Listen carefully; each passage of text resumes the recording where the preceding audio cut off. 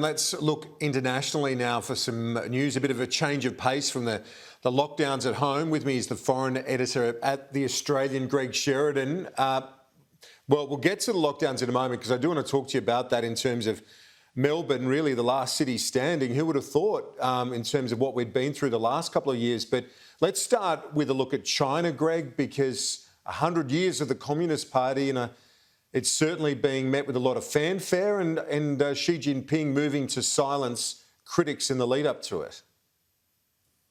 So tomorrow is 100 years anniversary of the Communist Party of China. So let's try and be generous here. Happy birthday, Communist Party of China.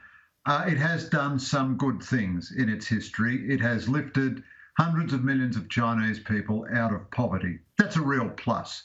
It's also done some terrible things.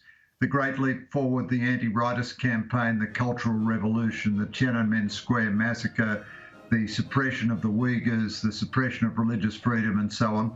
These are crimes against humanity. Tomorrow, Kieran, I have a piece in The Australian exploring the culture of the Chinese Communist Party, and I think it's one reason the West so often misreads China. It doesn't understand the culture and history of the Chinese Communist Party, which I think is best seen as a kind of quasi-religious nationalist movement which has state power, almost like an Islamic state or something. And the idea that the Chinese communists don't believe in communism is mistaken. I don't think we'll understand China until we understand the Communist Party better.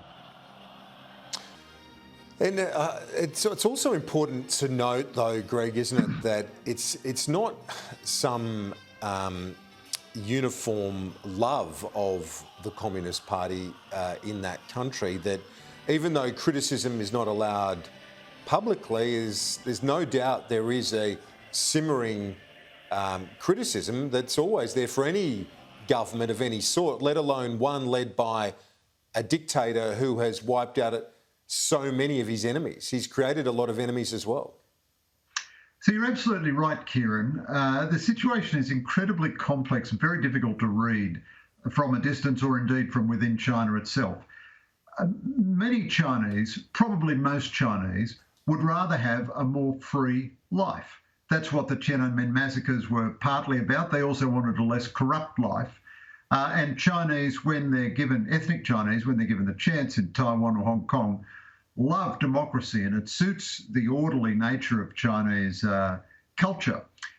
But it is also the case that the Chinese government, of which I am no fan, has delivered certain key elements of its bargain with the people, namely constantly rising living standards. It's also justified itself by marrying communism to a pretty excessive and extreme nationalism. But this sense of national grievance and of nationalism and of national chauvinism lies deep within the Chinese civilization. So I do think, and of course it's very coercive, but I do think it does have a measure of legitimacy with the Chinese people. At the same time, of course, if they ever did subject themselves to free elections, I'm sure they'd lose. Yeah, that's a fair point, and that would be intriguing to see if that ever did eventuate.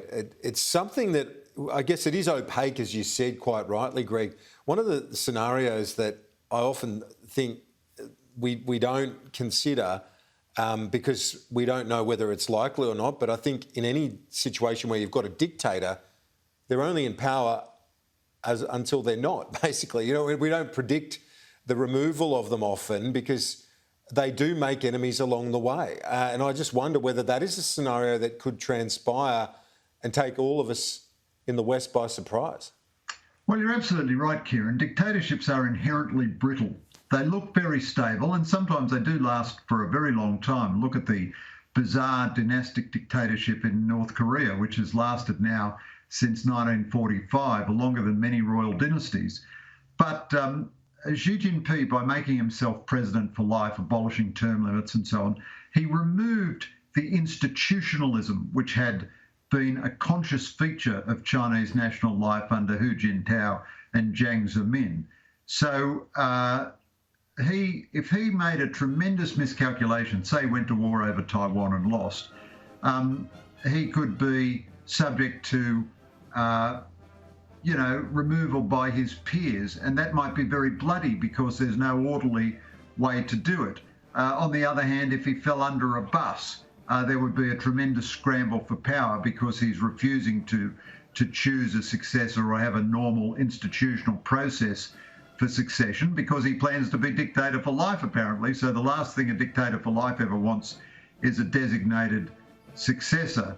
Having said that, the Chinese system is extremely effective at repression and control, and it's not the least bit bashful about shooting 10,000 of its own people.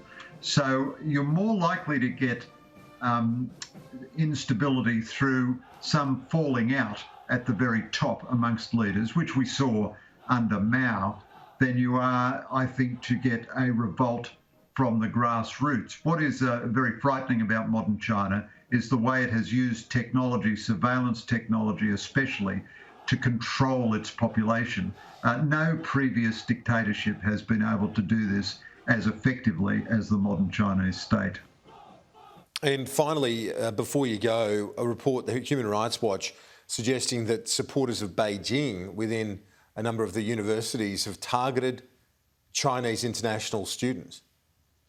Yes, that's a very disturbing report. And we know that the Chinese state has engaged in a great deal of completely improper political activity within Australia. We saw them coordinate the demonstrations for the Olympics when they were holding them. We've seen Chinese diplomats encourage violent demonstrators attacking Chinese students who demonstrate in favour of freedom in Hong Kong. ASIO has said that its number one workload is provided by Chinese diplomatic establishments and not only diplomatic establishments, but organs of the Chinese state. Well, we can't do much to affect human rights in China, but we should ensure that human rights are observed in Australia. So this is a matter of law enforcement, of work by ASIO. It's also a matter for our universities, who have been very poor at providing either an atmosphere of free speech generally or pastoral care and support of their international students. They've also clearly become too dependent on their Chinese student market and too dependent on joint ventures with Chinese universities, often in militarily sensitive subject areas like artificial intelligence. This is yet another wake-up call that human rights abuses are occurring on Australian soil, conducted by a foreign government, and that's unsatisfactory. In fact, the Australian government and the universities cannot really just say, well, it's all too hard. They have to ensure that that doesn't happen.